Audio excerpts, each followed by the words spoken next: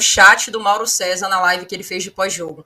O cara fez um superchat e botou assim: é o melhor atacante do Brasil. Eu ri demais naquela hora, porque assim, a criatividade ela é absurda. E aí uniu uma coisa a outra, não foi, Mauro? Eu só crente e tem o Harry Crente.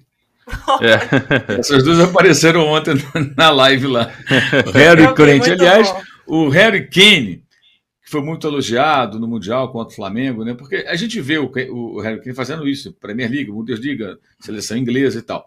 Quando joga contra o time brasileiro, né, aí chama a atenção porque é um confronto meio inusitado. Ele teve a oportunidade de ver isso do banco de reserva, de camarote ali, de pertinho.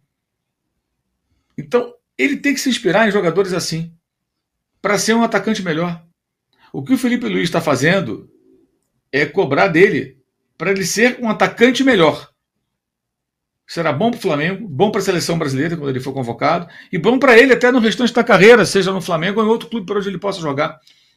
Ele tem 28 anos, talvez ele possa amanhã jogar na Europa de novo, é mais difícil, mas e ganhar mais dinheiro na Arábia, num lugar desse, sei lá onde. E ele vai ser um atacante melhor. Ah, mas ele é pesado. O Harry Kane, que é levinho, é uma pluma. Não, é um jogador grande, alto, forte. Isso não impede. O fato de você ser alto, forte, não te impede. Você não vai ter a velocidade do jogador, né? Que é velocista na acepção da palavra, mas você pode ser mais. Você pode. Olha, um jogador como o Pedro, ele ganhou muita massa muscular de uns anos para cá, né? Eu não sei, não sou do ramo, mas eu imagino não, óbvio, né? Que a equipe de preparadores físicos, fisiologistas, médicos do Flamengo podem, nutricionistas, trabalhar para que ele talvez desenvolva até um porte físico mais adequado, com mais agilidade. Como é que é isso? Perde peso, ganha músculo, perde músculo, faz treinos específicos de velocidade. Como é que isso é trabalhado no corpo do atleta? Isso é possível, claro que é possível. Para que ele possa ter uma compreensão física mais adequada, uma mudança de estilo, que nada mais é que ter um pouco mais de na cabeça primeiro e o corpo acompanhar.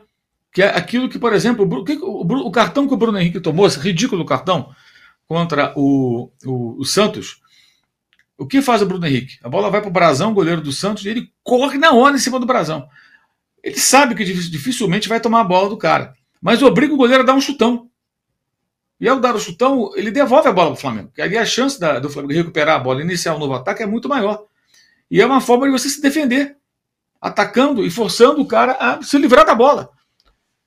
Então, para isso, tem que ter essa consciência de que essa é uma missão sua e um pouco mais de rapidez, talvez, um pouco mais. Interesse, especialmente. É isso. E o Flamengo joga assim, os times hoje jogam assim, os times importantes jogam assim no mundo. Então, o que o Felipe está fazendo não está inventando a roda, ele está tentando fazer com que o Flamengo esteja em sintonia com essa forma de atuar que é muito ligada ao que é o futebol atual. E o Flamengo costuma ser um time que incomoda os adversários quando pressiona para recuperar a bola. Ontem houve vários momentos assim contra o Fluminense. O problema é a falta de criação e de finalização. Então, se ele seguir o que o Felipe está pedindo, ele será um atacante melhor. E se ele tiver dificuldades por questão de porte físico, estilo, há de se trabalhar internamente para que ele possa atender essa demanda. Eu acho que isso é plenamente possível, sabe? Mas tem que querer.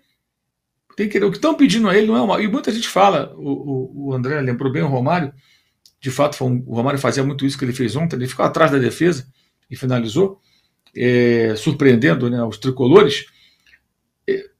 Eu sempre digo isso, até já foi feita uma sacanagem comigo num podcast em que colocaram lá o Romário para dar entrevista, não falaram meu nome, mas deram a impressão de que eu teria dito. As pessoas entenderam, ligaram pontos com o que eu falo sempre. O Romário, se jogasse hoje, aquela versão do Romário, não é que não jogaria tão bem. Porque o futebol mudou.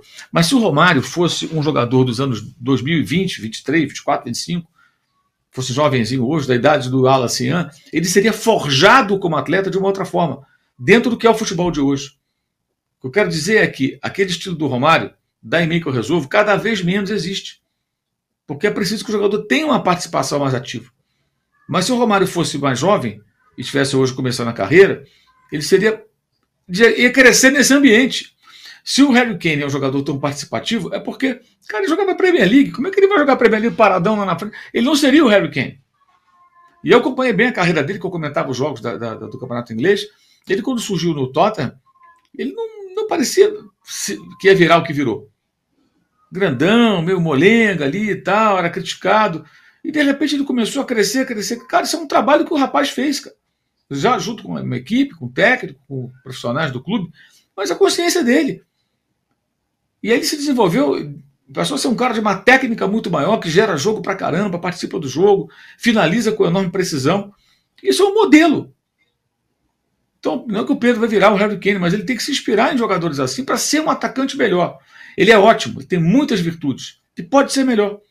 Eu acho que é isso, sabe? Não estou nem falando de Cristiano Ronaldo, né, que virou um homem de área e não era. E por isso tem essa longevidade toda como atleta, né? Ganhou a Liga das Nações agora com Portugal, não é só jogando no futebol saudita. Alguém acha que o Cristiano Ronaldo, quando salta para cabecear, parece um jogador de vôlei, né, com os caras que cortam a bola a 3 metros e tanto de altura? Alguém acha que ele nasceu com essa... Não, ele treinou isso, cara, ele desenvolveu isso. Alguém acha que o Messi nasceu batendo falta? O Messi não batia falta. De repente começou a bater muito bem. Ele treinou, se preparou. Enfim, o atleta pode se aprimorar. E o Pedro pode se aprimorar. O que o Felipe pede a ele é para o bem do Flamengo, para o bem dele, Pedro. É importante entender isso. Depois de toda essa confusão, acho que isso é a parte mais importante. Tomara que ele tenha algum amigo, ou que Deus fale isso para ele. Sabe? Pode ser Deus, pode ser Jesus, pode ser o Jorge Jesus, pode ser qualquer um amigo. Alguém que ele ouça. Pode ser uma voz do além, pode ser o que for. Fala, cara, faz o que o técnico está te pedindo. Vai ser bom para você. Se esforce nesse sentido. Você já se esforçou tanto para voltar a jogar depois de 7 meses. Com uma grave lesão de joelho, voltou antes do tempo. Ajudou o time, voltou no momento que o time precisava dele, foi legal. O que o Felipe está pedindo, gente, é muito menos do que o esforço para uma lesão de ligamento cruzado em 7 meses e ele voltou. É participar mais do jogo, estar mais ligado, sabe? É atacar o adversário que tem a bola, ajudar a pressionar, sabe? Ser mais dinâmico quando... E o detalhe, o Flamengo fica com a posse de bola nos jogos 60 e tanto % em média, às vezes 70%. Esse trabalho dele é durante 30 e poucos % do tempo. Ou seja, na maior parte do tempo ele não tem que fazer isso, eu quero dizer. E boa parte do jogo, a bola está na defesa do Flamengo ou no meio campo, com troca de passes. O Flamengo tentando construir o adversário fechado. É um roteiro que acontece quase todo jogo. Então o momento que ele vai pressionar é um momento, se marcar no relógio, são alguns minutos do jogo que a bola vai estar na zona do campo em que ele vai poder atacar o adversário. Ele vai ter que dar alguns piques e cercar, fechar a linha de passe e tá ligado. É isso, como ele estava ligadaço ontem, na hora do gol. Cara, eu não consigo achar tão difícil assim para um cara como o Pedro se adaptar a esse modelo, se ele quiser. Se ele entender que isso vai fazer dele um atacante melhor. Ele é o melhor, para mim, o melhor 9 centroavante clássico, né, da América do Sul.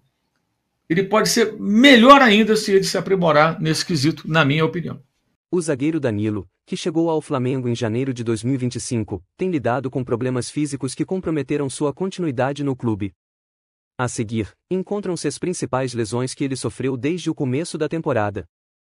Danilo sentiu um desconforto muscular na parte de trás da coxa direita durante um treinamento no Ninho do Urubu em fevereiro. Os exames revelaram uma lesão muscular de grau I, que o afastou por algumas semanas. Ele acabou não participando da fase final do Campeonato Carioca nem sendo convocado para a seleção brasileira. O clube adotou uma abordagem cautelosa, priorizando a recuperação completa e evitando apressar seu retorno aos campos.